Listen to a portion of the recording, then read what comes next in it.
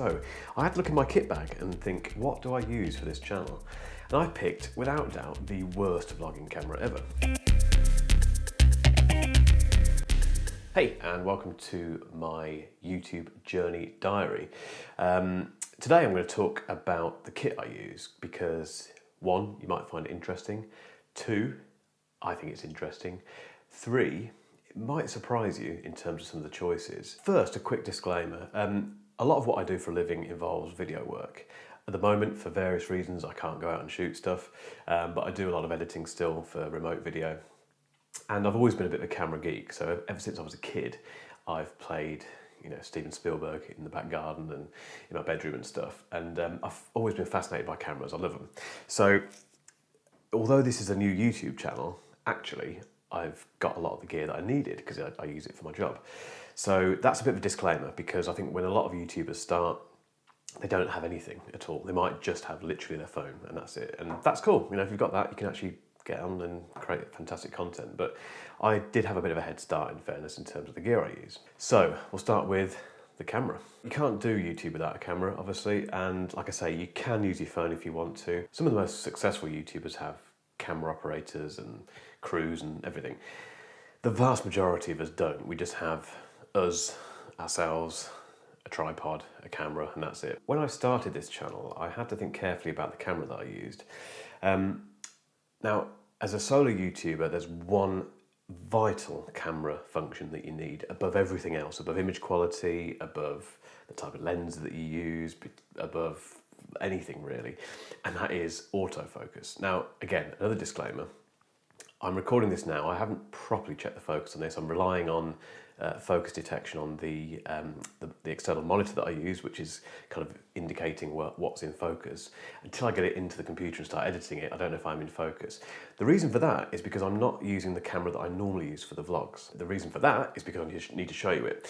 But before I do that, this is what is so important.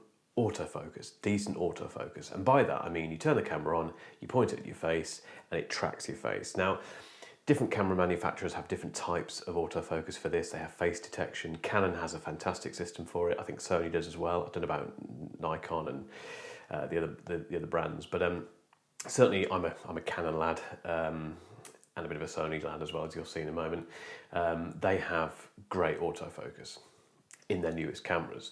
Now, the camera I'm shooting on at the moment is the 5D Mark III, which I love. It is the first full frame camera that I bought, and I deeply love it. It's been through thick and thin. It's an absolute tank. You can throw it about. It's been knocked around. It's been dropped, but it takes gorgeous photos. It takes really good video. If this isn't in focus, it's not the best example of it. But trust me, it's a phenomenal camera, which is I think coming on for about 10 years old. But when it comes to video, it doesn't have any form of autofocus. So now, if I move forward to the camera, I definitely go out of focus, and it's just not great. I have to stay quite rigid and still, which isn't ideal. Now, newer cameras have autofocus, which means you can lean forward and they'll track your face. You'll stay in focus no matter where you are. You just don't have to think about it. And for a YouTuber, that's so important because everything is about speed, getting stuff done, not having to employ people, and doing it quickly. So I had to look in my kit bag and think, what do I use for this channel? And I picked, without doubt, the worst vlogging camera ever, which is this Sony a7S II. Now, another disclaimer, I love this camera. It's a fantastic video camera. It's good, takes great stills as well actually, but in terms of video, it's very well known for its low light performance, so you can get away with shooting in very dark scenes, throwing up the ISO, which obviously increases the light sensitivity, and it doesn't really degrade the image quality at all. It's just incredible. Now, the reason I've been using this, so the last few vlogs you've seen, I'll link to one here, but the first vlogs I've done for this channel were all filmed on the Sony a7S II. And the only reason for that was because I had this camera and it's got autofocus, that's it. But the autofocus is terrible. You'll notice it's always hunting on my face, and again, before I film anything, I have to sit here like this and wait for it to focus. It's just very laborious. But it's the only camera that I've got that does it. And I've actually found for the first 3 videos that I created with it, it was okay, did the job, nice and sharp. It's probably sharper than this is now. Again, I can only apologise if I'm not in focus, but welcome to my YouTube channel. Yeah, it's just a dreadful vlogging camera. I would not recommend this at all. I recommend it if you're a filmmaker and you just enjoy filming, or you're doing B-roll and all that sort of stuff. It's got a lovely tone that you can really nicely colour grade and stuff, but as a vlogging camera it's not good. But I'm using it, and this is an example of where you just need to use the kit you've got to get content created. If you do that, then you're onto a good thing. I've paired it with the very little 50mm 1.8, which is like Sony's version of the nifty 50, if you've ever heard of that for Canon.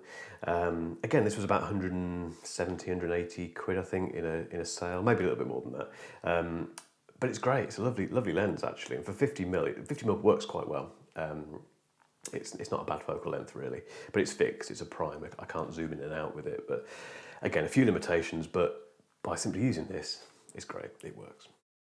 Audio is more important than image when it comes to video. I think everyone will agree with that. I think if you could film on a red 8K camera and spend months color grading it, and invest in a cinematographer to do all the filming for you. If you do all that and the sound's rubbish, you may as well not bother. And that is why it's odd that I'm relying on such cheap gear for sound. Also because I'm a bit of a sound geek. Anyone who knows me knows that I love audio stuff. I've always produced my own music. I just love audio. I love anything to do with music or sound. I love it. But for this, I use this very, very cheap Rode lav mic. The only reason I do that is because it was in my kit bag. And in fairness to it, actually, it's been with me through all sorts of projects. I've used it for commercial work, lots of interviews. I've even used it as a tabletop mic to catch just ambient sound from a table conversation. It was just in my bag and it works. It's not perfect, and if you really listen to this video you might hear a little hum unless I've got rid of it. It interferes with the batteries that I use for the camera sometimes. It's just not great, and it also comes with this really annoying cable which takes forever to wrap up and unwrap, and it's just horrible.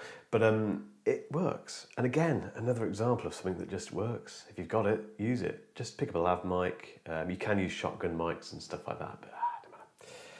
So that's the mic. Very quickly on this one, by stability I mean basically the tripods that I'm using. I'm using two tripods. One of them is basically a great big kind of almost TV standard tripod with a great big arm and stuff, and just a huge thing. Again, I use that for my commercial filming work. The other one I'll go and get, hang on. The other one is this, which is a Ronin DJI Ronin S. Try and say that when you're drunk. I'm not drunk. And it's a gimbal. And anyone who's familiar with these will know that you put your camera on it, balance it all up, which takes about 3 months to get right, and then it gives you this lovely buttery smooth kind of footage and stuff. What it isn't is a tripod for a vlogger, because what I do is put the Sony on it, place it on the desk and film myself with it. That's stupid. I might as well put a pile of books and put the camera on top of that. It would be a hell of a lot cheaper. Again, I wouldn't recommend using one of these as a stability option for your YouTube channel, but I use it because, one, it's quite cool, and two, it's just there and I might as well use it. I've not used it much recently and it makes sense to get it out and use it. So that's what I use for stability.